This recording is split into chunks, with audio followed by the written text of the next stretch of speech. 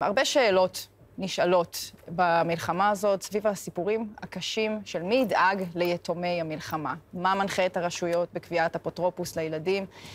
וגם אתם, איך תוכלו לדאוג מראש לעתיד של הילדים שלכם. בנושא הזה אנחנו רוצים לצרף אלינו את יפעת בן ג'אן, מתמחה בדיני משפחה וירושה. שלום, שלום.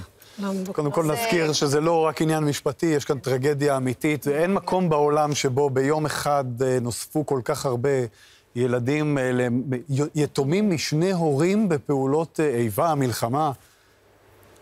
זה הרבה יותר ממה שהיה עד עכשיו במדינה. זאת אומרת, זה בכלל לא בקנה מידה שניתן למצוא איזושהי דוגמה, לא במדינה ולא בעולם. כן, השאלה אם היה כתוב משהו כזה לפני כן, או שאלה דברים שהיו צריך. אז זהו, זה טרגדיות כאלה קורות ביחידים, באמת במקרים נדירים. פה יש לנו התקבצות של מסה גדולה, יש 21 ילדים יתומים משני הורים, כתוצאה מה-7 באוקטובר, מ-13 משפחות, זאת אומרת, יש גם אחים ביניהם. ופה באמת מבחינה משפטית, כאשר שני ההורים נמצאים, אז הם האפוטרופוסים של הילד, של הילדים. כן. אם אחד ההורים קורא לו משהו, הולך לעולמו, ההורה שנותר הוא האפוטרופוס, והוא מקבל את האפוטרופסות המלאה. כאשר שני ההורים הולכים לעולמם, פה נכנסות כבר רשויות הרווחה ובית המשפט לענייני משפחה. הם נכנסים לתמונה, ובעצם הם צריכים לבחון את טובת הילד. מהי טובת הילדים כדי ליצור להם באמת את הביטחון, את היציבות בחיים ואת ההמשכיות כמה שניתן. לכן תמיד תהיה עדיפות לבני משפחה. אם ההורים השאירו צבא, וזו באמת ההמלצה שאני מאוד ממליצה, אם פעם חשבנו שצבא זה לגיל השלישי, ובשביל להשאיר הוראות על איך יתחלק העיזבון, הכסף בין הילדים, למנוע מריבות, אז פה יש לנו באמת, אנחנו רואים את החשיבות של צבא, ויש דבר מסמך נוסף, נקרא הבעת רצון, להורות בעצם דווקא למשפחות צעירות, עם ילדים קטנים, מה הם היו רוצים שיקרה עם הילדים, אם חס וחלילה קורה טרגדיה כזו, וטרגדיות קורות לא רק במלחמות. ראינו את הילד איתן בירן, ששני ההורים שלו נהרגו בתאונת הרכבל. כן, וגם ראינו את ההסתבכות המשפחתית. נכון מאוד. חוצה הגבולות. נכון מאוד. ולכן בשביל למנוע באמת סכסוכים, ניתן למנוע את זה? נפשות, כן.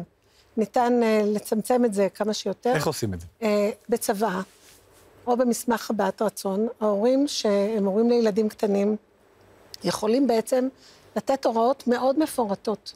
מי הם היו רוצים שאם חס וחלילה קורה להם משהו, מי יטפל בילדים, איך יטפל בהם. זה נפוץ בעולם, נכון? אני יודע שבקרב האמריקאים, ארצות הברית לפחות, יש לך את הילד, אתה יודע מי ידאג לך במקרה שהרע מכל קורה. נכון, וגם בארץ זה משהו שהתחיל לתפוס תאוצה בשנים האחרונות. אנחנו בטוחים שגם בעקבות המלחמה יהיה יותר. עכשיו אני מניחה שיותר. מה ההבדל בין מסמך הבעת רצון לצבא? הצבא היא מתעסקת בכל הנושאים, גם בנושא הכספי, וגם בנושא, באמת אפשר לתת הוראות, אפשר להגיד, אני רוצה שהילד ימשיך לגור בקיבוץ, אני רוצה שהוא יגור בעיר, אני מעדיף את הדודים האלה, ולתת גם חלופות, וגם, זאת אומרת, אם ההורים לא יוכלו, הסבא והסבתא, כי באותו זמן כבר הם לא יוכלו, אז מי יהיה החלופה הבאה בתור? ניתן להתנדב למשימה כזאת? סליחה שאני אולי... ותמיד צריך להיות כדאי כשעושים צבא, או כשעושים מסמך הבעת רצון, שהוא לא מתעסק כל כך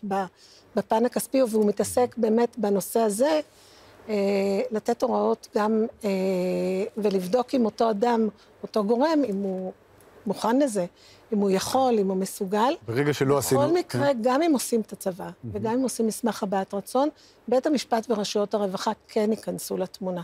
כי הם יבחנו האם בזמן אמת שהמקרה קורה, האם עדיין ההמלצות שהמליץ אותו הורה שנים קודם, האם הן עדיין מתאימות וראויות. אני שאלתי קודם אם אפשר להתנדב לזה מסיבה אחת, וזו בעצם שאלה כפולה.